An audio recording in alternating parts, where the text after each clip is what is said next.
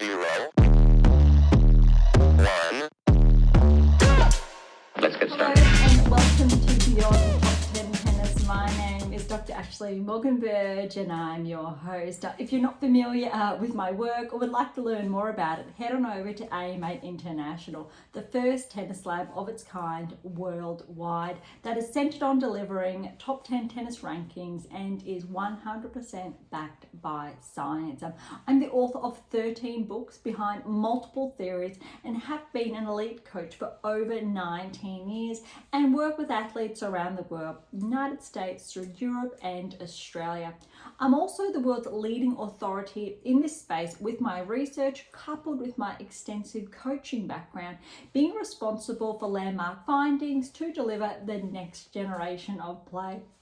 With new foundations this season of my latest release, my tennis black book, Federer, Nadal, Serena, Djokovic, the 2025 season will deliver something new. So as always, buckle in and enjoy the ride. Welcome to another special edition of the Australian Open. We've let all round one matches round up and we've touched on them in our last 3 episodes. And so rather than separating all round 2, I've waited for them to come to a close very late last night or early this morning, depending where you're based in the world. So we have all round 2 to dive into today and share those lineup, the third round lineup. What I'm really excited about is, again, if you've been with us from the draw preview, and so you know what this little book here is about, we've got some really exciting, I think, notes to pen and share, but also even more profoundly how remember or recall my latest release. It came out about a week before Christmas, and already we're seeing the data in action with those live results and what's been unfolding with the seeds, what the predictive analytics pinpointed differences between WTA ATP Tour this season. Very exciting. I'm excited because I love it when the data really plays out. Keeping in mind, irrespective of data, predictive analytics, it's never a 100% guarantee, but it gets pretty close. So there's always the anomalies in there.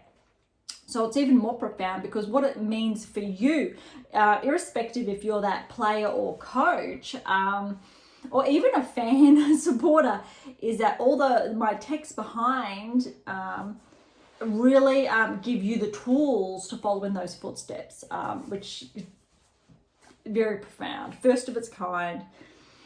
We've been there before, but I won't share that today. I really want to dive in to round 2 matches. So look, if you've been with us for some time now, thank you so much. You know what we're all about. If you are new, welcome. I would encourage you to look at or tune into those earlier episodes, or really from the draw onward. So let's say our last 4, 5, but more so even the earlier ones, the ones in between, track back even to this time last year and how it's a little bit of a change of pace, but we've come so far.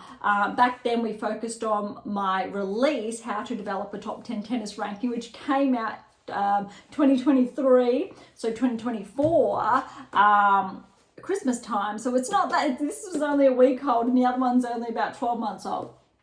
But they're very, very profound, very important. All right, let's dive in.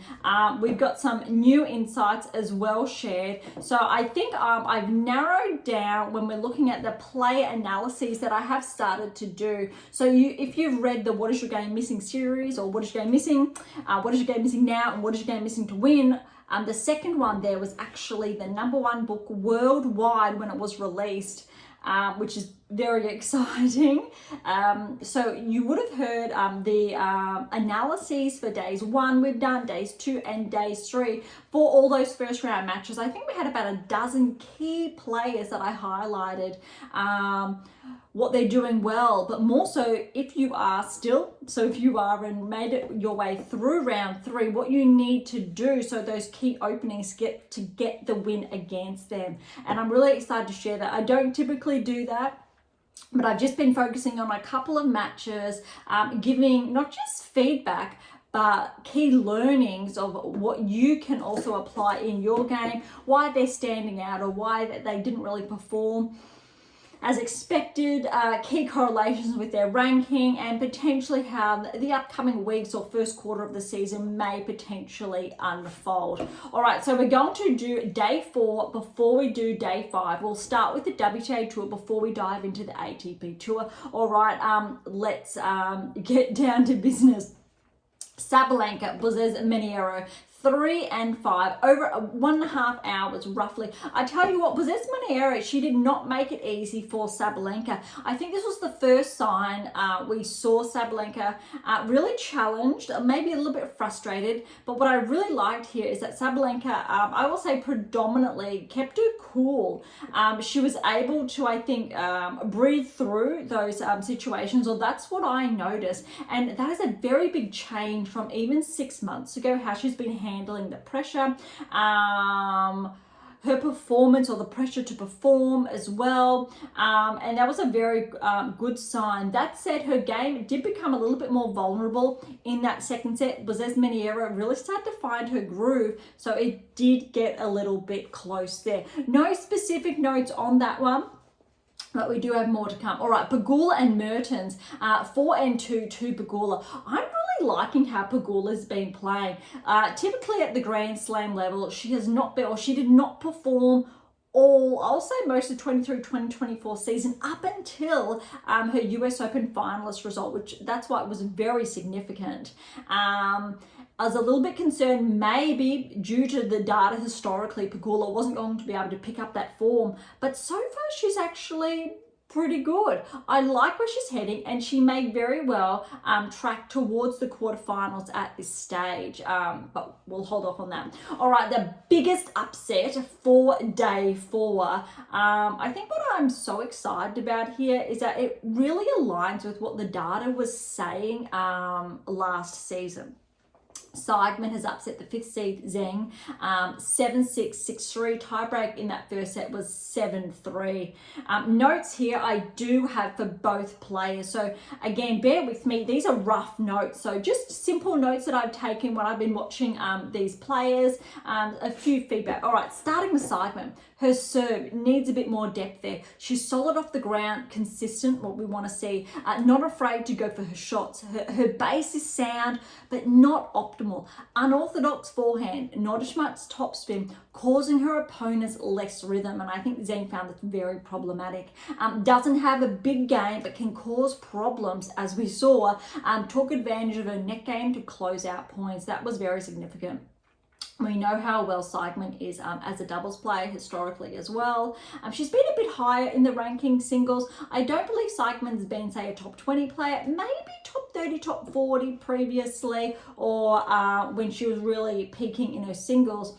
But I think what she showed us is that she still has the game, not say top 10, top 20, but she can cause problems, and especially when she really started to integrate those doubles play, so net play was very significant. Put Zheng off balance, wasn't giving Zheng the balls in her hitting zone. So smart. I can't overemphasize that enough, where I see players just hitting to other players in their hitting zone, and you're essentially setting yourself up for failure.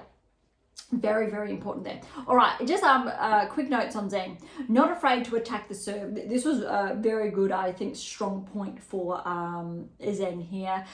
Inconsistent. Her base was not as optimal, which means was not correlating during this game with her ranking. That's very, very significant. 1-2, second set. Second time violation, so bear with me there. It was 1-2 in the second set, so 1 to Zheng, 2 to Siegmund. Second time violation. I think that really upset Zheng, and she was only able to win one game after that. Siegmund goes up 1-3 after the ace, then errors. Can see the optimal indicators, but overhitting or increase in unforced errors was really, I think, the biggest cause for the Zheng's game, which essentially means her technical metrics, they were not as tight or as fine-tuned as we started to see in the last, I'll say, 4 or 5 months of last season. But what this is insinuating is that after her finals result at the Australian Open, she wasn't correlating despite that top 10 ranking February through to roughly the Olympics, just prior to the Olympics, where she won gold. Those results were not there. And then all of a sudden she came out and just blew everyone away, was performing exceptionally well, secured a top 5 ranking for the end of the season. Just wow, almost in line with Paolini's season, finishing at top 4, very significant. However, you could argue that the results were more consistent season long for Paolini, in contrast to Zheng when we're looking at exclusively the top 5. And that's why I'm not that surprised that Zheng did fall in the second round, but it's going to be very interesting. Definitely she's going to lose points. She'll be bumped out more likely than not from the top 5. Pegula may, or Rybakina may get that place. It's too early to tell at this stage. We'll have to look at the rankings when they do come out. Zheng may be able to hold on to a top 5 ranking if, say, the likes of Rybakina and Pegula, who are just outside or behind, and Navarro, if they don't, say, go deep, say quarterfinals or further. So that's going to be something to keep an eye on. All right, going down the draw again, focusing on the WTA player. Gauff and Berge. Look, I really liked how Gauff was playing. It was 6-3, 7-5. No specific notes, as far as Gauff's match was concerned. Look, Berge, she actually gave, I'll say, Gauff a run for her money, so to speak.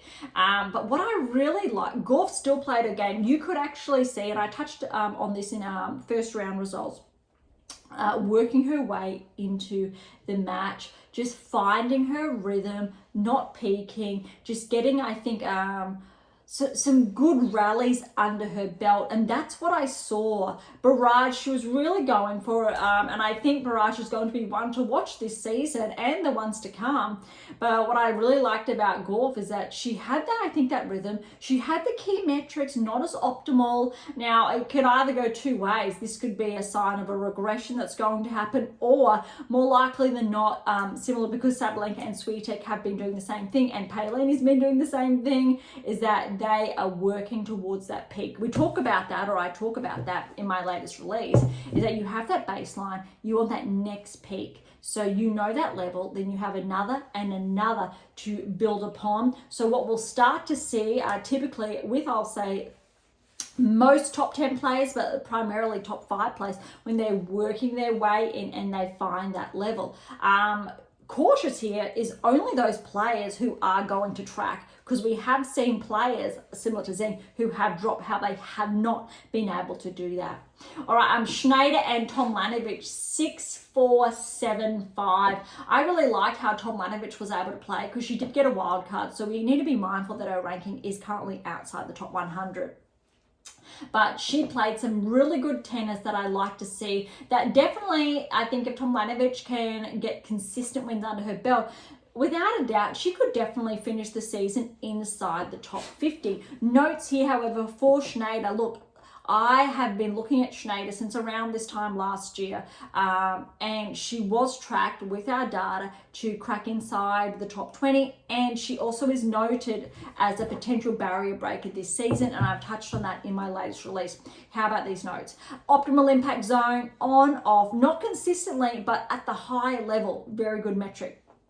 Serve needs to work on momentum and the transition through her shots. Contacts and remains on the baseline, in contrast to leveraging the kinetic change and elastic energy. Really important to maintain the top 10 ranking, let alone track towards the later rounds at the Grand Slam level. Good torque through her ground strokes, room for greater depth in her serve, her lower body. Very good foundations, and only 20 years of age, and on the cusp of the top 10. Very noteworthy. The only other player at this stage in line with that would be Mira Andreeva. They're very early in their career. Obviously, there's a bit of a story there on Schneider's part behind that, but noteworthy. a Grand Slam potential inside the next 2 seasons for Shnaider. More momentum and transition through ground strokes to nudge closer to the 8%. So recall the 2%, 8% of the top 10 or representative of the top 10. Very important. Shnaider, I'm not going to say this season, but without a doubt, potentially next season, there's a Grand Slam lurking. I'm not going to be surprised if later on in the season she does something similar to what Palini did in the 2024 season. Shnaider has all the goods. She just needs to tighten her game, but very, very good signs there. And again, 20 years of age. I've shared more about, I think, her journey in previous episodes, but it's really impressive, I think. And there are players currently ranked just outside the top 10 who have not been tracking, but still, and we've also previously talked about the discrepancies in the rankings, but Shnaider does align. This time last year, I think Shnaider was outside the top 100 or just inside the top 100, and she's had a whirlwind year, really good, finding her groove. Definitely one to watch if you have not been paying attention. All right, back to the results. We got Badosa and Gibson. Look at this, 48 minutes. 6-1, 6 love. Look, Badosa is the 11th seed. She is ranked 12. Obviously, the seeds are up because Krejcikova wasn't able to play. With Badosa's results, how she's been playing, if she wins, I think, her next match, I'm pretty confident Badosa is going to become the first barrier breaker on the WTA Tour this season. We know she's been inside the top 10 before. Her results, in fact, did not correlate with that ranking, and I've shared that previously. This time, however, they will correlate how well Badosa's been playing, especially from 12 months ago, how she's been tracking. All right, this is a very big upset. Danilovic and Samsonova, 6-1, 6-2, just over an hour. Samsonova played exceptional. I want to say it was in Adelaide, and she really was that player that I shared one to watch. Very good metrics. She did have that withdrawal though, so there could have been a bit of a niggle hampering her performance. Danilovic started to track last season or mid-season onwards, and she has been one to watch. She really has skyrocketed up the rankings, but she blew the 25th seed away. Very impressive. I think that has to be probably the biggest win of her career.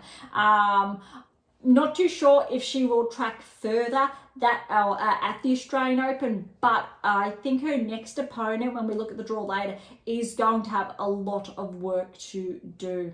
All right, Mira Andreeva over Uchiyama. This was very, very close, almost an upset. Mira came back in the third set, just scraped through. Look at this scoreline, 6-4, 3-6. Third set tiebreak, so 7-6, 10-8. That could have gone either way. I haven't really seen the level of play from Andreeva where we've seen predominantly last season. But in all fairness, she's only 17 years of age, but she definitely is capable of more.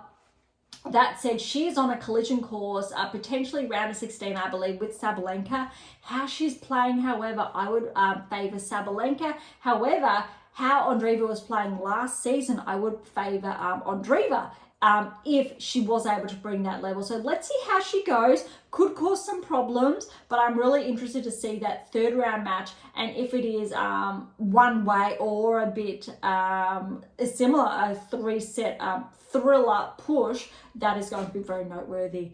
No specific notes on that one, but I've got notes on the next one. This was very exciting, just under 2 hours. Osaka and Muchova. Muchova's 20th seed. This was an upset. Even though we know what Osaka is capable of, she made the finals in Auckland, but Muchova, she's been playing so clean that first round match, even some good wins at the United Cup, but Osaka, she came back. Look, first set 1-6, really looked like Muchova was going to run away with that second set. All of a sudden, Osaka reset 6-1, 6-3. Muchova found a little bit of a rhythm in that third set, but Osaka was too good. But look at these metrics. I really focused on the positives for Muchova. Look, solid, smooth, ground strokes, uses momentum and rotates through, so the torque there. Optimal performance metrics, isn't afraid to use momentum, although not consistent. Sets the point. All optimal performance indicators to suggest Muchova aligns with the top 10. When Osaka lifted her game, more errors, forced and unforced. Occasionally sits too tall off the backhand. 15-30 shy of match point. Osaka forehand behind her back sustained the point. Muchova has flair. That's noteworthy. You would have seen if you watched that match, and they were in a rally. Muchova had the backhand, but she flipped her racket behind on her forehand side to hit behind her back. That's a lot of fun. We know what she's capable of. That said, Osaka really was playing like a top 10 player. Muchova definitely deserves to be back inside the top 10 with the level that she's playing. If Muchova, I think, gets those wins under her belt this season, especially come clay court season, I think Muchova could definitely make, say, semi-finals of the French, maybe even have a repeat of, I'll say, one of the French Open finals against Swiatek. Muchova, remember, I made the finals there. I think it was the first or second final where that Swiatek made/won. But look, Muchova really has that potential. You need to remember how fast she went at the US Open as well.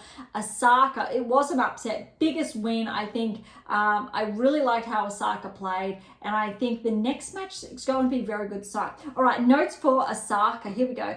Second set turned around, started using her momentum, striking the ball more clean, lowering her error count, putting the pressure on Muchova. Angular movement to aspects of optimal performance metrics present, but not consistent nor firmly integrated per the 8%. But top 20 metrics are evident. Third set increased base, solid off the ground, went for her shots and kept her zone, controlled her impact, correlate to the 8%, one consistent. Momentum evident in third set, hit through her ground strokes more readily to rip the winner. And I think that says it all, how well we saw Osaka really lift her game. We didn't see, I think, her level in that first set. We saw Muchova's level. Then it flipped, and they took turns, so we were able to see Osaka, who obviously ran home with that win. Okay, back to the results. Pavlyuchenkova, Potapova, this was a tough one, 2.5 hours almost, 7-6, 7-2, 2-6, 6-2. Well done to Pavlyuchenkova. Look, she's playing well. We know she's a fighter. She's made a final before, and I believe that also was at the French. Let's see how far she goes. I'm looking forward to her next round encounter. All right, making our way through the door. Bencic and Lemans. Look, Bencic is having a stellar comeback because I think this time last year was when she fell or around pregnant, so she wasn't playing. But she has really found that form coming back. Look, Bencic over Lemans, 6-1, 7-6, 7-3. And I believe her third round encounter is going to be a blockbuster.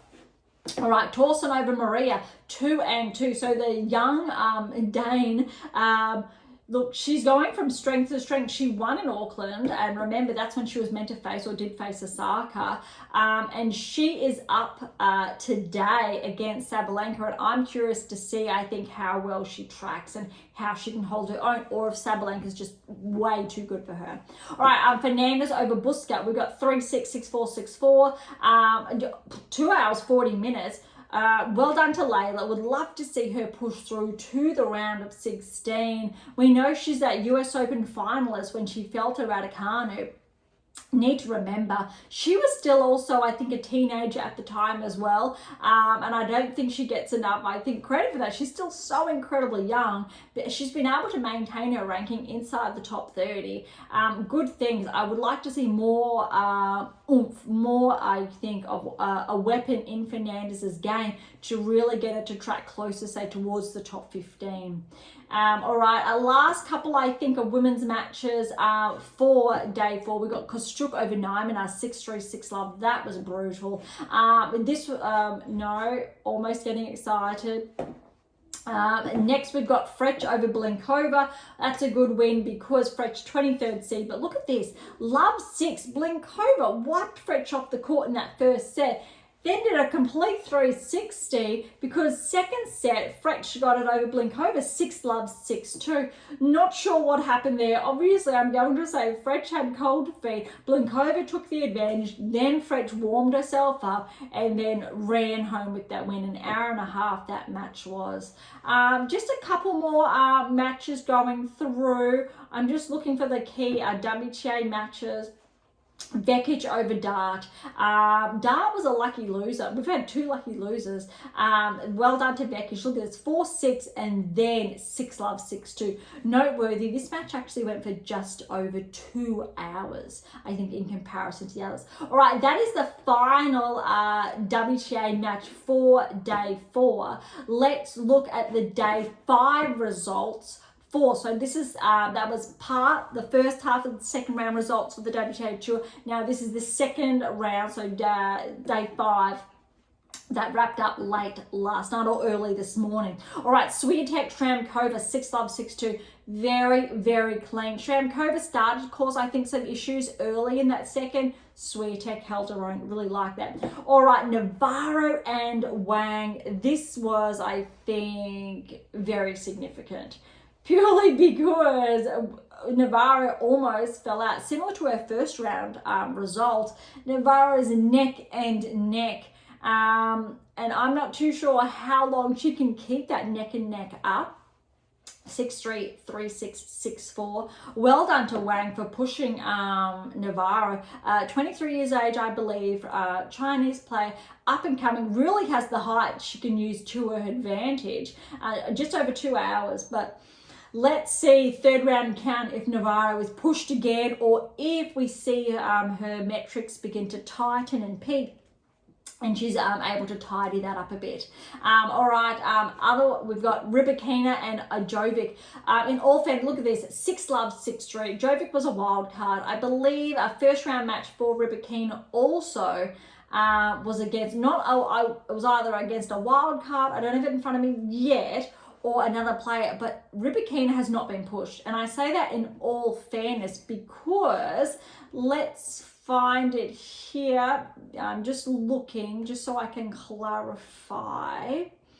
Just making my way through the draw. Yeah, so she had Jones. So Rybakina has actually faced 2 players ranked outside the top 100 in her first and second round. Now, I don't think there's any other seed, let alone inside the top 10, who has had such a good draw. And I say that with all respect. So we're yet actually to see Rybakina be pushed.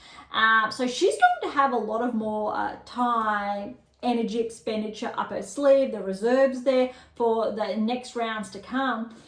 But definitely at this stage, the draw really has been favouring Rybakina. Other top 10 players have been pushed. They've had players inside the top 100. Back-to-back opponents not inside the top 100. It really has, I think, favoured Rybakina as far as the draw is concerned. All right, Keys over Rus. Rus was the qualifier. Really pushed Keys. Got to remember, Keys won Adelaide less than a week ago. 2.5 hours, 7-6, 7-1 in that tiebreak, 2-6, 7-5. Madison really was pushed there. Great to see her get through. Love to see the fight in it, but well done to Keys. All right, the next women's match finished late last night, probably close to midnight, 6-2, 6-3, Paolini Zarazua. Look, first set to Paolini, very clean. Loved everything that I saw.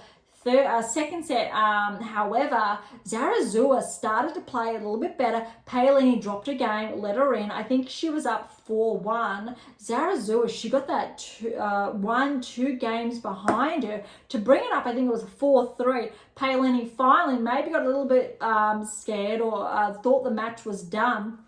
Locked herself back in and got the win. I'm just checking if I've got any additional notes on these players. Not yet. I do have notes, however, on 2 players that we have just touched on. All right, Rybakina here.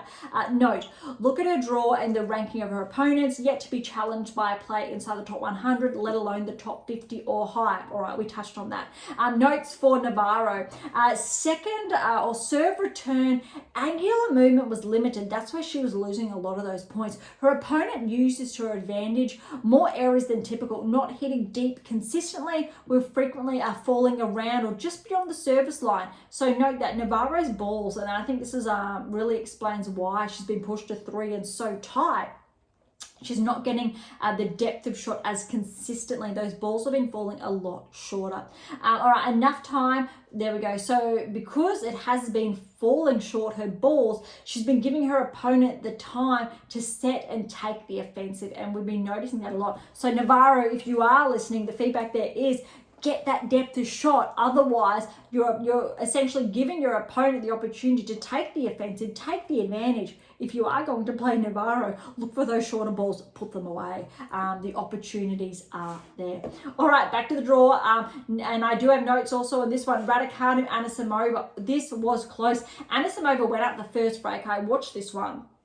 I think she was up 3-1 in that first set. Radacanu lifted her game, got the first set 6-3. Similar in the second, 7-5. Radacanu, I think Anisimova was up 3-love, was it? Or 3-1 again. I think from memory. Now look, it just went under 2 hours. But then Radacanu, she found that level again.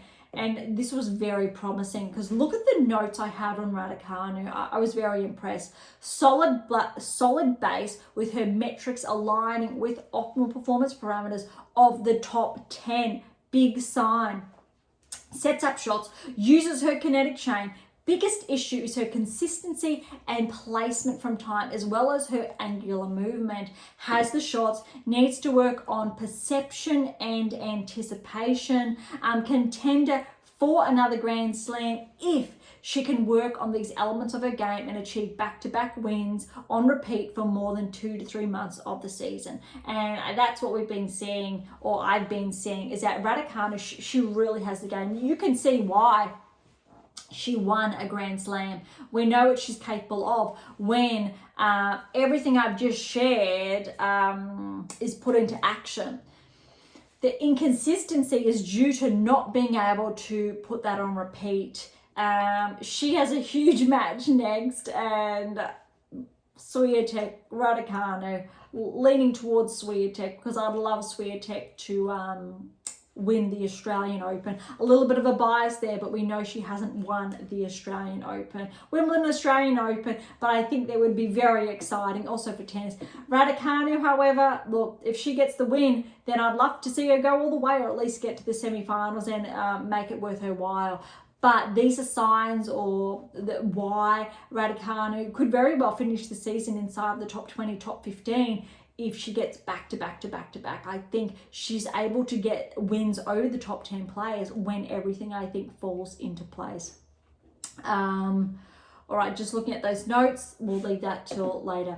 All right, and next we had Kazakhina Wang. I really thought this was going to be a little bit more tighter because of Yafan Wang's results last Australian Open. Kazakhina has surprised me a bit. She's been very brutal this Australian Open. 6-2, 6-love. Very, very impressive. All right, Jabeur over Osorio, 7-5, 6-3. What a great match, I think, for Jabeur, especially to get that rhythm behind her. Very, very, I think, exciting. Also to see how she's going to track in the next rounds to come. All right, last couple of matches we've got. Haddad Maia got the win over Erica Andreeva, 2 and 3. Also interested to see how Haddad Maia tracks in the next round. Collins and Ava, Destiny Ava, she is from, I believe she's from the Southeast, but she is an Aussie, had to qualify. Obviously, love her outfit choices. A bit of a story there if you've been tuning in. The crowd, obviously, was based in Australia, was all for Ava to get that win. Unfortunately, Collins did get the brunt of that. A little bit rough there, but Collins did get the win. 7-6 in that first set, 7-4, 4-6, 6-2. But look, for a player ranked outside the top 100, I think Ava did amazing to essentially hold her own with one of the best players in the world. Seeded 10, ranked 11. We know how well Collins played last season, or I'll say for the first half of last season, to really get her back inside the top 10. Unfortunately, how I think that match ended with the crowd, that's going to be a little bit controversial. Let's see how I think that plays out. But, you know, Collins, she wasn't playing amazing. She just really held her own. Ava made some errors, wasn't able to keep pace, but that's when you could really see the difference between rankings and experience. But Ava definitely has that potential, has that game, just needs to work, I think, on her consistency, shot selection, whereas that's where Collins took the advantage. She had the right shots. She had more, I'll say, balls or deep balls that landed in that then forced Ava as far as her movement was concerned. So there was a little bit of, I think, a weakness evident from that perspective. All right, big upset here. Muchova with the win over Balta, the 22nd seed, 7-6, 2-6, 6-2. Now, I was looking at Balta going a little bit further this Australian Open, potentially round of 16, purely because she almost got that win over Swiatek at the United Cup. Got to remember, Kudermetova's first round, she's been playing brutal. Former top 10 player, very briefly, but I'll say she hovered inside the top 20 for some time, and she's got some very good metrics that highlight why that was the case. Her ranking, that is not the case. I believe she did have to qualify, or she's just scraped in as far as I think her ranking's concerned. If it will come up, no, I don't think it's going to come up. That said, I also think as far as the results concerned, Kudermetova is going to be dangerous. She did take, I think, about 18 months ago when she was ranked inside, I'll say the top 20-ish. So what we're seeing now is that maybe that ranking will come back. She has the tools, she has the game. Unfortunately, Balta fell because of that, because there was no seeding there. But I think it's also because she hasn't had those wins, hasn't been as active. Her ranking has suffered, but now we're seeing what she's really capable of. All right, a couple of matches to touch on the WTA Tour for day 5 before we head on over to the ATP Tour. Putintseva over Zheng, 6-2, 6-1. I really like how Putintseva's been playing. She's going to be dangerous, and I think she might cause problems for her next opponent. Lies over Gracheva. So remember, Lies got the win over the local Aussie Burrell. Lucky loser, had like 10 minutes to prepare for her match. Almost went down in that second set, but look at this. Lies got the first set over Gracheva, 6-2. Gracheva came back in the second, so 3-6, 6-4 in the third. The points she's going to get from this is very impressive. Undoubtedly, she might very well be ranked inside the top 100 after the Australian Open. But remember the notes I shared in early episodes. Lies was one to watch that I wasn't going to be surprised if she gets through to the third round. That's the power of these metrics. All right, I think, yep, one more or a couple more. Svitolina and Dolhide, 6-1, 6-4. Svitolina has been absolutely brutal. I really love what I've been able to see from her. Just really, really impressive. All right, next match we have is Yastremska and Kovanic. Yastremska has been brutal also in those earlier matches. Kovanic again, she's ranked well outside the top 100. I think she's ranked outside the top 500 from memory. But oh my goodness, Yastremska, she has been playing very, very well. Remember, she was a semi-finalist last Australian Open, so she does have those points to defend. Didn't really play up to, I think, that level last season after the Australian Open. Still maintain her ranking, still seeded, but I'm really interested to see who she's going to test next, because I think that's really going to show the level Yastremska's really at. I think one more match that we do have is Christian got the win over Bronzetti. So this was a bit of an no seeds in action or in this section of the draw, really open. So there's a third round berth for Christian with the win over Bronzetti. I think Bronzetti was responsible for Azarenka defeating her. So Christian's taking advantage of Bronzetti, 7-5, 7-5, just over 2 hours. Very, very impressive there. All right, that's all of the results on the WTA Tour. So now let's head on back, or let's look at day 4, then day 5 of the ATP Tour results, because we do have some upsets there as well, which is they're equally noteworthy. I do have over here some live scores that play has just gotten underway as well, but I will try not to share too much or spoilers. All right, ATP Tour, here we go, and I do have some notes to share on ATP Tour results. All right, tracking through. First, we got Djokovic over Faria. Look, Faria did, I think, surprise Djokovic in that second set. Djokovic looked 6-1, 6-7, 4-7, 6-3, 6-2. Got off to a good start. Challenged in that second set, then found his rhythm right on 3 hours. Djokovic is looking pretty good, and I think as far as his draw is concerned, it really has opened up because we've had some seeds fall on days 4 and 5. Alcaraz over Nishioka, 6-love, 6-1, 6-4.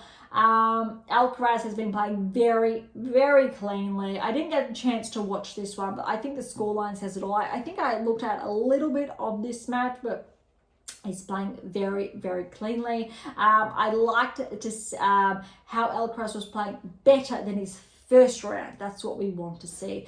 Borges has upset Thompson, the 27th seed, 3, 2, and 4 under 2 hours. Noteworthy. I did emphasize Borges made the round of 16 last year. He's ranked just outside. I think he's around 34, 35, so just missed out on a seed. So this was always going to be close. I thought it was potentially going to go to 5, in all fairness, how Thompson has been playing, but Borges was simply too good.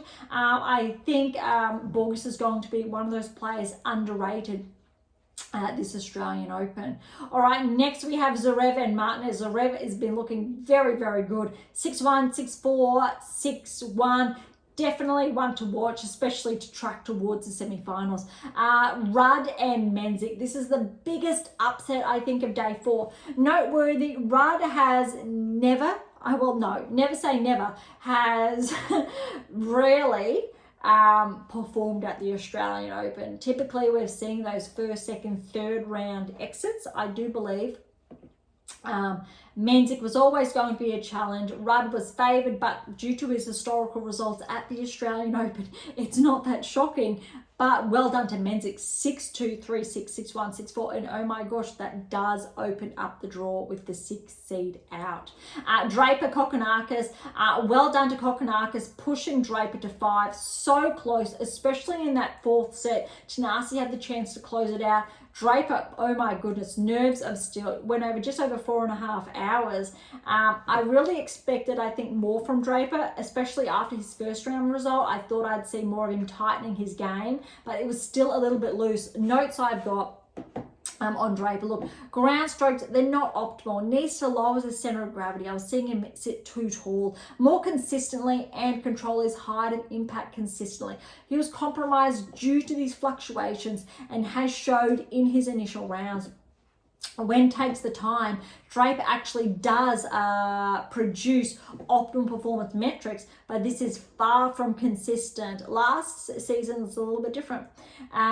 Weight transfer needs to become more consistent to leverage his body as a whole, not setting his shots and closing out points as readily due to backwards weight transfer at times, which places him slightly unbalanced and unable to push through and stay on the offensive, irrespective of these metrics. When Draper is on, he has the potential to become a barrier breaker, but he needs to make these elements consistent aspects of his game. Noteworthy, however, because we're seeing the seeds fall, and a lot of players who are on the cusp or just inside the top 10 have fallen early. Draper is also, along with Paul, has been predicted, and it's in print here, to become a barrier breaker this season. Very noteworthy. And we're starting to see what we saw last season on the WTA Tour happen already very early on in the season on the ATP Tour. And the best part is that I called it. It's all courtesy of the data in my tennis black book. Federer, Nadal, Serena, Djokovic. All right, back to the results. We've gone, yep, all right. Next up, we had Makakano Opelka. It did go to 5. I thought it was going to go to 5. We know Opelka got that win over Djokovic in Brisbane. But Macaque, he was going to be dangerous. He played very good tennis at the United Cup at 3-6, 7-6, 7-1, 6-7, 5-7, 7-6, 7-4, 6-4. We knew there was going to be a lot of tiebreakers with Opelka involved. We know how incredible his serve is. Well done to Macaque, getting, I think, those micro breaks in those tiebreakers. And then just really, it looks like just 1 or 2 breaks across the match. And I think his next round match is going to be one to watch. Next, we have Carabella Spaina over Duckworth. Duckworth, look, it looked like he was coming close, but well done to Carabella Spaina, 4, 2, and 5. Vukic has upset Korda. He is an Aussie. Look, Korda only he made the finals of Adelaide a week ago. So huge win for Vukic here. 6-4, 3-6, 2-6. 6-3, 7-5. Huge match, I think, for Vukic. Very exciting as for, well, Australian tennis, but a very, very good win nonetheless. That's huge, especially with how well Korda played last week. Paul and Nishikori, 4 sets there. Look, Nishikori managed to get that first set, 6-7, 3-7. Paul was too good, 6-love, 6-3, 6-1. That was probably always going to be the case if I think it was close. Paul, he's looking like he's playing some good tennis again. Not that he hasn't been, but I think he slowed down a bit just at the tail end of last season. But Paul definitely looks like, again, he's going to become our first barrier breaker of the season, courtesy of moving into the 3rd round. Humbert is also one to watch as a barrier breaker. But look at this, Humbert and Habib qualify, or Habib, my apologies, 3, 4, and 4. I think Humbert is under the radar this Australian Open. All right, next matches, or the last couple to report for day 4. Lecheka, 24th seed over Gaston, 6-3, 3-1. Gaston unfortunately had to retire. Fernley over Kazuks, went to 4. I gave Kazuks the edge because Fernley did have that tight one over Kyrgios. That said, he was too good over Kazuks. As rankings do favour Fernley, I do believe. But look, 3-6, 7-5, 6-2, 6-3. Let's see how far the Brit can go. That was a very good performance. Fils over Howells. Fils was favoured, 20th seed over Howells. 6-2, 4-6, 7-6, 7-2, 7-5. Probably pushed a little bit more than anticipated. Let's see how Fils regroups. I really like how Fils plays. I've watched him closely before. I still think he's one to watch. Whether he gets into, I think he will definitely get inside the top 15 this season if he maintains his current trajectory.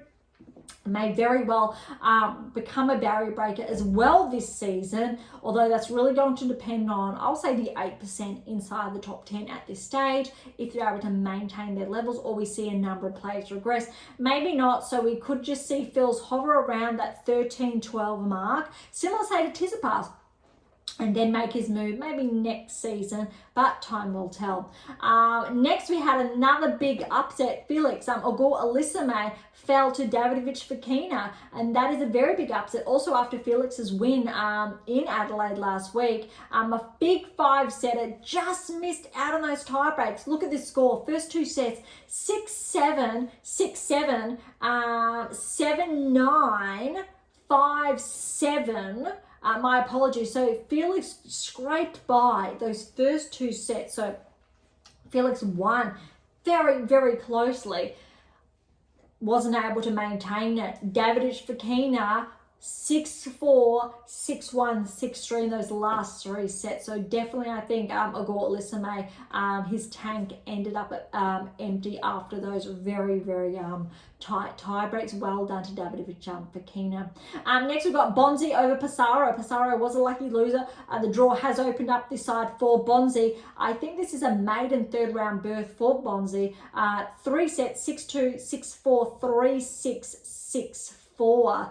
And I think that almost wraps up the ATP Tour's action for day 4. Yes, it does. All right, so let's head on over to day 5 action. I'm just going to take a peek to look at some live results as we are Just checking, okay, no spoilers again, but there is a lot underway that I'm very tempted to share. All right, so as far as day 5 action is concerned, another upset. Hurkacz, look, ranked top 10 this time last year, played some really good tennis at the United Cup, but Kekmanovic, now we saw Kekmanovic starting to track later end of last year. Very, very good win over Hurkacz, 4-4-2. Very curious now to see how he performs in the 3rd round. Dimonov, very good win over Boyer, American qualifier, 2-4-3. Very solid. Love what I saw from Alex. Fritz over Garin. Garin, former top 20 player. I think around 18 months ago, 2-3 seasons ago, Garin was top 20. Big regression there. Had to qualify for the Australian Open. 6-2, 6-1, 6-love for Fritz. I really like how Fritz is playing. I think he's really setting himself up for a semi-final berth, if not further. But let's see how the draw plays out. We will get to that shortly. Sinner Skulkate, this wrapped up, again, I think later than expected. Almost 3 hours, 2:46. Skulkate got that first set. He was a wild card, well deserved. But look at this, 4-6. 6-4, 6-1, 6-3. So I think Sinner, he really amped up his level, especially in those last 2 sets. Next we have Rune Berrettini. This was a thriller, 4-set. I believe I did watch this. Berrettini had set point in that 4th set. Very, very close. They went back and forth between, I think, 7-point, match point, especially in that tiebreak there. But look, 6-7. 3-7. So Rune did get that first set. I'll repeat that because I was doing it the wrong way around. 7-6, 7-3, 2-6, 6-3, 7-6, 8-6 in that tiebreaker to Rune. That was neck and neck.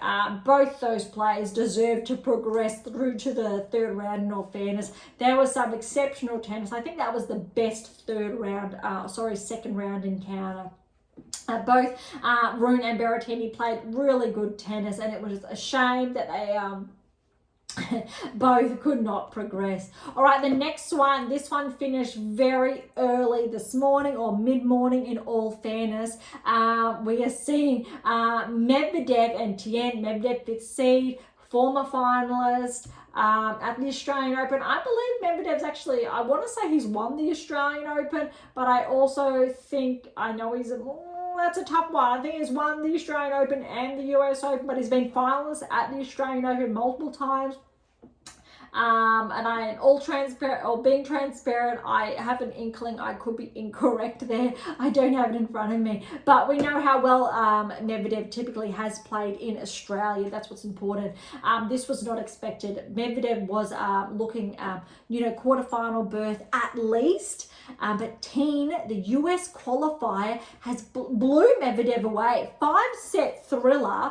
Look at this scoreline. Medvedev almost came back from 2 sets to love. 6-3 to Teen, 7-6 to Teen, 7-4.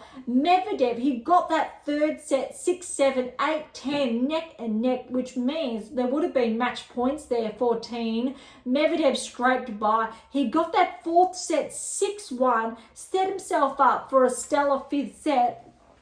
Teen came back in that 5th, 7-6, 10-7. Oh my goodness, I confess I had to go to bed, I think, halfway through this match. It was very, very late, in all fairness, but what a blockbuster. Just under 5 hours, a huge performance from the qualifier.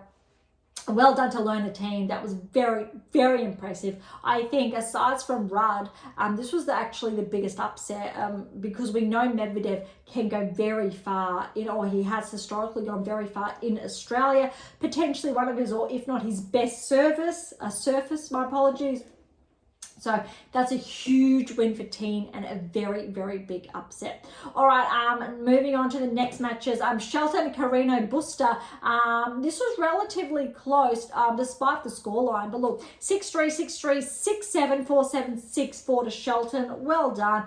Look, I'm not seeing, I think, how well we know Shelton has previously played. I believe I may have some notes on this one as far as Shelton's concerned. All right, bear with me. I've got Big one here. Shelton, all right, capacity for an all-court game, including net. Would like to see more of this to close out points. Has optimal performance metrics in his ground strokes, but not as frequent as needed. Correlates with his ranking, more momentum and transition through the ball versus reliance on his upper body. Because optimal performance metrics aren't consistent, can take advantage from pushing Shelton back and getting him off balance. Use angular movement against him to cut off his depth of shot and move up to the ball over back to control your height of impact. Delaying gives time back to Shelton and he'll move to the offensive. Do the same to him, and this is where vulnerabilities will become evident. I won't repeat that, put that on rewind to listen to that again, because there's in there, it's how to get the win against Shelton, how Shelton also can get more wins under his belt. But I saw some very promising signs from Shelton.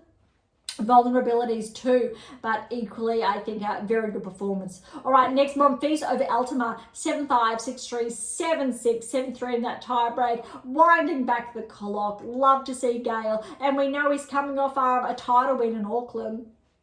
Great to see. All right, Mazzetti Shapovalov. I liked how both of these players performed, but look at the scoreline, 7-6, 7-6, 6-2. So those first two set tie breaks were 7-3 and 8-6. Shapovalov really held his own, and then Mazzetti ran away in the third. I do, however, have notes on Shapovalov because I liked what I was seeing. Not afraid to come into the net behind his serve or to use his momentum to push forward and take the offensive. Good base, not quite optimal, needs to lower his center of gravity and maintain that depth through play. Depth is present, however, which places Shapovalov, when consistent with certain keys, inside the top 40, potentially top 30 if he can increase his level of consistency and increased application of core optimal metrics. I like what I was seeing. Shapovalov could definitely finish the season inside the top 30. I need to see a little bit more for him to get back into the top 20, but we know Shapovalov has been a top 10 player previously. Okay, Tiafoe and Murazin, another very big upset, especially since we know Tiafoe, he did make the semifinals at the US Open, which is really less than 3 months ago. Murazin with that win, big upset, just over 3 hours. Tiafoe did get the first set in a tiebreak, and then, well, it was a 5-set, but Murazin was too good. Look at this, 6-7, 3-7, 6-4, 3-6, 6-4, 6-1. So Murazin was the one who came out in the end in that 5th set. Well done to Murazin. This may be his first third round berth, but that draw has opened up for him now with Tiafoe out. All right, Michelson over McCabe, another Aussie wildcard. Straight sets, however, 7-5, 6-3, 7-6, 7-4. Michelson, however, was starting to track last season, so this was not surprising. Sonigo has upset Fonseca, the qualifier, who got the win over Rublev, but it did go to 5 sets, noteworthy. Fonseca is ranked outside the top 100 after this Australian Open. I'll be surprised if he's not ranked inside the top 100, but Fonseca is definitely, if he's able to get those wins under his belt this season, really should finish the season, I think, not just top 50, there's the potential there to finish the season top 30 because we're really only 2-3 weeks into it. Scoreline there for Sonigo, 6-7, 6-8. So Fonseca did get that first set, and then Sonigo 6-3, 6-1, 3-6, 6-3. Very tight, but well done to Fonseca. Look, Fonseca is one to watch, especially I think not just this season, but in the ones to come, without a doubt. Fonseca is definitely a future top 20 player. Maybe top 10, but I'll say future top 20 at this stage.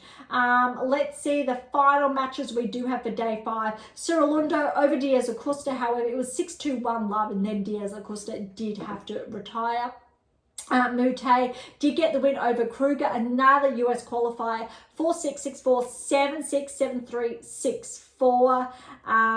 Last matches that could have been the final match. for the ATP Tour. No, we got one or two more.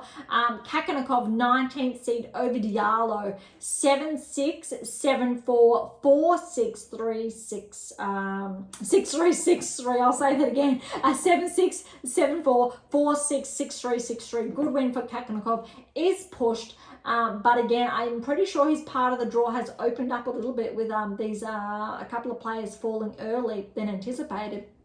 So Kakanakov, we know he's actually a silver medalist at the Olympics previously, not last season's, but previously. But I think Kakanakov maybe could very well not just make the round of 16, maybe further, but let's see how it goes, third round. All right, Garon over Echeverry. I think this was the last round or day 5 match to report on, and last round 2 match. Just over 4 hours, 5-setter over Garon. Got the win over Echeverry. 7-5, 3-6, 7-5, 3-6, 6-4. Garon again, similar to Michelson, a little bit more though. Garon was tracking last season. That's why it's not that surprising. Well done to Garon. That's really just the power of the data there. All right, that is all day 4 and 5 matches done, which means we have talked about all of I think second round matches, which means we do have all of the third round matches ready to discuss and the lineup. So first, before I do that, let's have a look at what's in action for day 6. We do have matches live that I am following. We've got one with two very close, another one that is lopsided. Tune in to, I think, the next episode to hear more about that. But look, day 6, we got Sabalenka, Torsen. Torsen did win Auckland. That's why it may be close. Shnaider, Vekic. That's going to be really interesting. Pavlyuchenkova, Siegmund, Borges, Alcaraz. That's going to be big. I'm looking forward to see maybe Borges can push Alcaraz to 5, or maybe this is the match where Alcaraz really wipes the court. Zverev, Fernley, also going to be very interesting. Paul, Nina Fabimova, Karabala, Djokovic, Macax in action.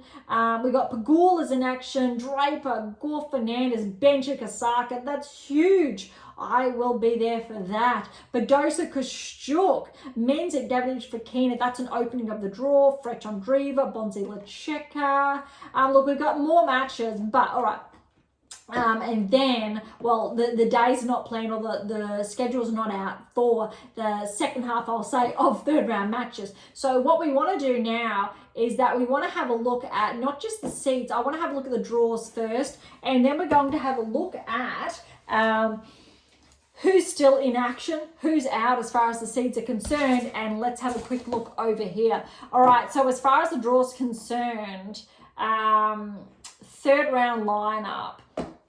Now remember, as far as I did the draw and the analytics, we did say who's going to match who in the third round. And we had a lot of fun with this. So remember, we had third round encounters. Potentially were going to be a Sabalenka and a Fretch or Andreeva. But what that's potentially what we're going to see. That's a fourth round, my apology. No, Sabalenka was going to be potentially Noskova. Torsen upset Noskova. So that's why we are seeing Torsen playing Sabalenka in the third round for that berth. That's why we got Fretch and Andreeva who will play in the third round. So let's favour still Sabalenka and Andreeva to get through. All right, next we did have Shnaider and Vekic, and that's what we really are looking at. They're in play as we talk. Pavlyuchenkova and Zheng. Zheng's out. Vondrasova's out. Both of these players in this section of the draw. So Shnaider, Vekic, let's potentially Shnaider there. Zheng is out. That's opened up, I think, the half for Pavlyuchenkova, because Pavlyuchenkova is playing Siegmund as we speak, which means Pavlyuchenkova is looking like she's going to make a round of 16 berth at the Australian Open, and that is, well, I'll say not anticipated. She is a seed, but that opens it up. I think we are going to have, whether it is Shnaider potentially and Pavlyuchenkova in the round of 16, we are going to have a new quarterfinalist for the Australian Open. Both Shnaider has not made this far, I think, at the Grand Slam yet. Pavlyuchenkova has. That's going to be very interesting if experience trumps or if current level trumps. Okay, then dropping down the draw. This part of the draw, I think, is intact. Yes, Gauff and Fernandez. We did predict this at the beginning. Next, we have Osaka and Bencic.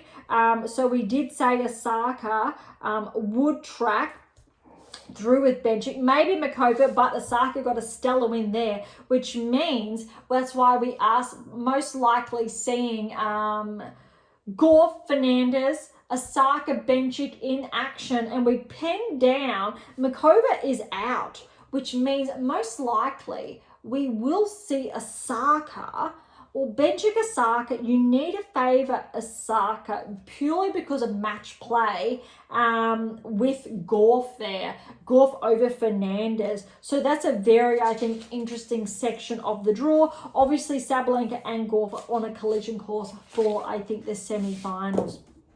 All right, dropping down, these matches are, well, some are underway today. Others obviously will start tomorrow. Badosa and Kostyuk are on track, yes. So again, you've got to remember the draw, and pen is right here. So if you've been following, you know that I've been taking these notes live with you, working through them. So it's not polished, but I have penned them down. And look, we've got Badosa, Kostyuk, third round, yes. But what is new here is there is no Samsonova. We have Danilovic to face Pegula. And so it is still looking like we're going to see Pegula. Look, Badosa and Kostyuk are playing now. I've pinned down Badosa purely on seedings. She's been playing very well, but it could go either way. Pen down Badosa and Pegula, so we will look at that next episode. All right, I'm dropping down the draw, and what we've then got, yes, Rybakina, Yastremska, so predictive analytics are correct here, and also Keys and Collins. So both of those third rounds have been penned down, and that's probably one section of the draw where we actually haven't had to cross out any player. So isn't that interesting? That's just the one section where we haven't had to rewrite it as far as seeds obviously are concerned. And we've got Rybakina and Keys. So Keys and Collins next. We're going to favour Keys here purely because of how she's been playing.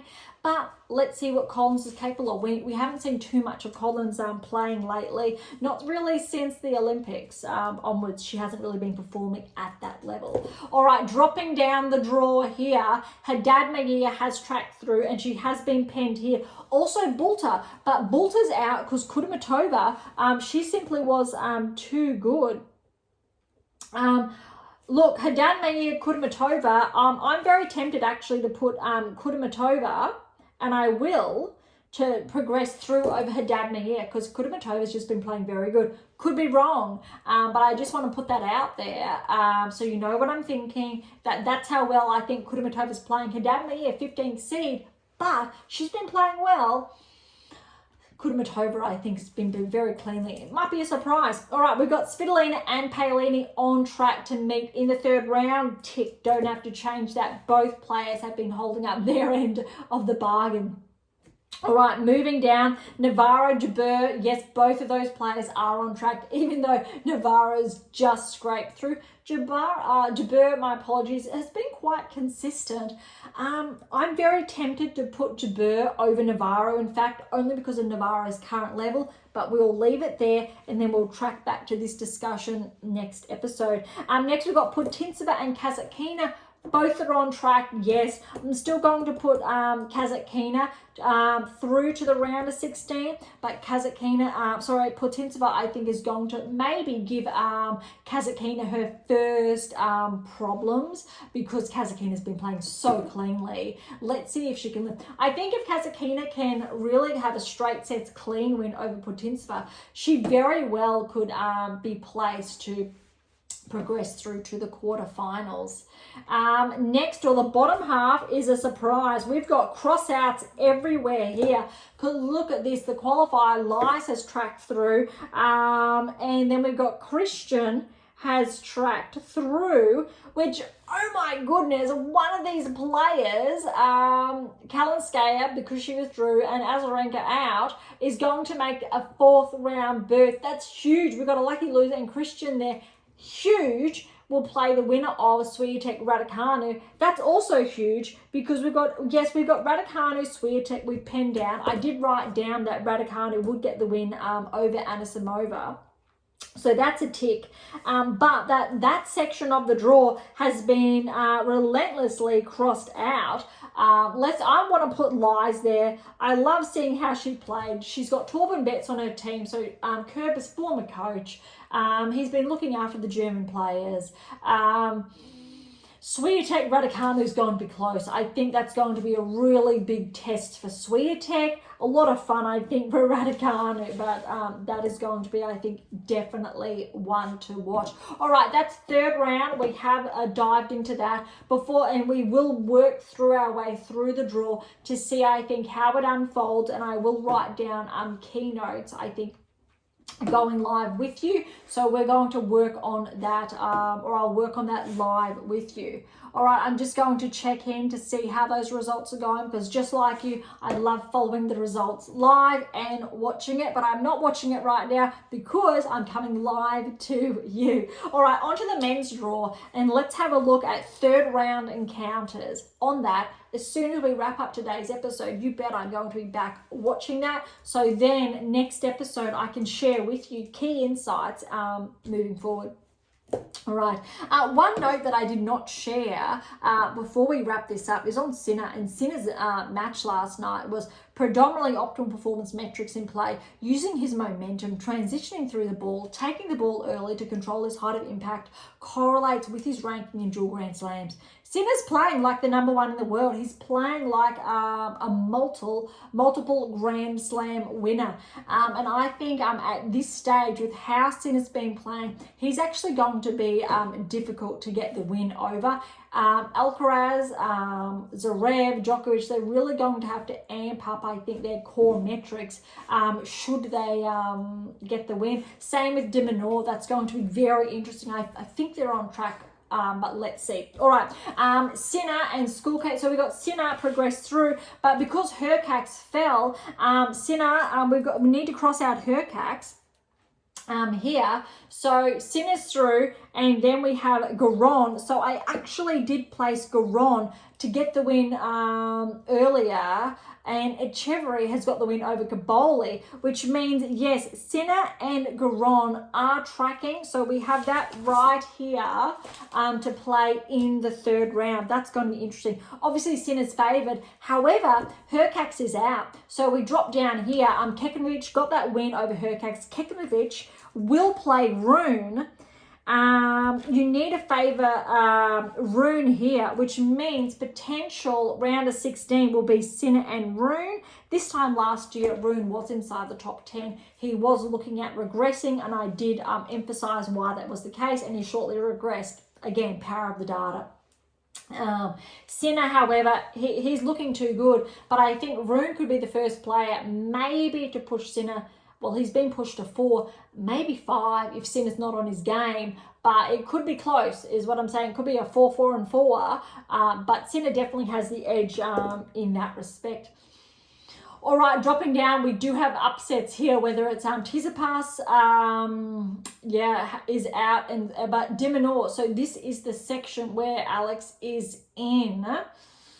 All right, so we do have Michelson and Kakanakov on paper, and yes, correct, power again of the data. That's great. And obviously, as far as rankings concerned, yes. Next on paper, we had Cerulundo and de Minaur. Yes, so Cerulundo did track and Alex has tracked. We have to make the 4th round, we forgot to cross out Tsitsipas. We're looking at Kakanakov to play Alex potentially then in the round of 16, obviously if these players continue to track. All right, down we go further. We've got Fritz and Monfils on track, yes, for the third round. Tick again.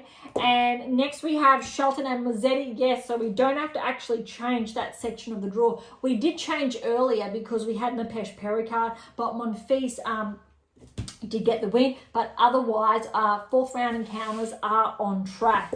All right, dropping down the draw, there are a lot of upsets here, but we did predict these. All right, Fonseca and Tiafoe, but look at this, both players are out, which means no Fonseca, no Tiafoe. We have a Sinigo and Marazan, which means, yes, we've got written down Mute, Medvedev, but Medvedev is out. 10 all crosses. This section has crosses all through it, which means we won't see a Medvedev or Tiafoe fourth round encounter. If we're working with one another here, we probably need to put as far as results. So I'm doing this again live with you. Marazan's had 2 back-to-back 5-setters. Sinigo has had a 4-setter and then a 5-setter. I'm going to favour Sinigo then to progress over Marazan to the round of 16. And we look, Mute Teen. Teen has had 2 5-setters. Mute's had a 4 and a 4. I'm going to favour Mute to track through. This section of the draw, we have a first time round of 16 player. None of these players have made the round of 16. I don't believe Sinigo has. Sinigo is definitely, I think, the more experienced player here. So Sinigo may very well make his first quarterfinal. That's sensational. Remember though, and I can't emphasize this enough, how these players, I did share this prior to the Australian Open, the beginning of the season, we see upsets. The Australian Open sets the season up. We see seeds fall. All these upsets, again, supported by the data, all the text in the background explains why this is the case. And again, if you are a seed, if you are a top 20, top 10 player, how to avoid, I think, this very problematic time of the year. All right, I'm dropping down the draw now. We've got Djokovic to play Makak or Opelka, because that could have gone either way. So that's set, Djokovic and Makak. And then, yes, we do have Lecheka got through and Bonzi did get through. We're looking at round of 16, because Dimitrov is out of this section. Who's going to get through?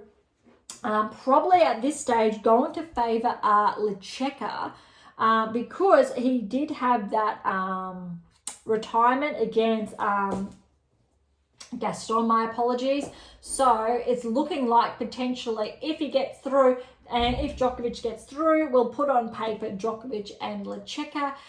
But looking Makak, who knows? We could have 2 players from Czechia through to the round of 16. For either player, I believe it will be their first round of 16 berth. But we need to favour Djokovic to get through first. And maybe Lecheka will cause a little bit of a problem. Back-to-back Czechs, though, potentially for Djokovic. Let's see. All right, down the draw we go. We do have Draper penned down and Korda, but Korda is out, which means he has a Vukic, so we're just going to pin that down for the third round. And then we had Thompson and Alcaraz, but Borges did get that win, which means we have Borges and Alcaraz, so we need to actually favour still Draper and Alcaraz to push through to the round of 16. Upsets could happen. On paper, both of these players are looking too strong, but I'm looking at Borges maybe pushing Alcaraz to 4 if he's playing really good tennis. All right, down the draw and over the page, we do have some upsets because Rudd is out. Look at this. Rudd's out. Agur Elisame is out. And in this section of the draw, Duckworth is out. The only player standing here is Paul. Which means third round actually in this half is Menzik and Davidovich Fekina, and then Karabellis Baena and Paul. So you need to put on paper potentially. We have so many. We got a couple of good men coming through from Czech Republic or Czechia. I'm going to put Menzik, potentially to make his way through, and Paul holding strong there to meet each other in the round of 16. Paul very well has a relatively easy path through to the quarterfinals, not facing another, say, or a top 10 player, because of the seeds have just been falling in this section of the draw. All right, last section, I believe. We've got Humbert and Phil's on paper. Yes, they're going on to match. And then I do have, no, I did say Kazook's over Fernley, but Fernley did get through. That said, you need a favour, or I have on paper actually Phil's to get the win over Humbert, even though Humbert's ranked higher. Let's see. Obviously Zverev to track through to the round of 16. And I think if Phil's gets through and Zverev, that could be a really interesting match. Yeah, I think that'll be Zverev's first really big test after Fernley, but I think Phil's really can put the pressure on. All right, that's all of, I think, those encounters. I think once we have third round results, so we know who's lining up for the round of 16, we might have a bit of fun and look at who's playing who in the quarters, semis, or what I am contemplating per what the data is suggesting, because we'll have a better picture of who's tracking towards, say, the semi-finals, finals, and let's see how the data plays out. Right, so thank you so much for listening today. To grab a copy of my latest release, My Tennis Black Book, Federer, Nadal, Serena, Djokovic, Navigate and Plans Towards a Top 10 Ranking. This is a must-have for the 2025 season, so if you don't have a copy yet, please consider grabbing a copy. You can find it on AM8 International or Amazon, so irrespective where you're based in the world. For any comments or questions, head to AM8 or Topic Thread, or leave comments directly on YouTube or Spotify. To interact with Beyond Top 10 Tennis, catch up on our blogs, or sign up to my newsletter. All links are in the episode notes, as well as how to access Pink Octopus Books or Spruik. If you enjoyed today's episode, please subscribe, like, share, and all of the above. Beyond Top 10 Tennis exists for you, so please consider sharing us with those you know near and far. And if you're serious about heading towards the top 10, or want to know what you're missing to secure that Maida Grand Slam or more, don't be shy and come and say hi. Okay, on that note, thank you so much for listening. I'm so incredibly grateful. I am your host, Dr. Ashley Morgan Berge, and this is Beyond Top 10 Tennis.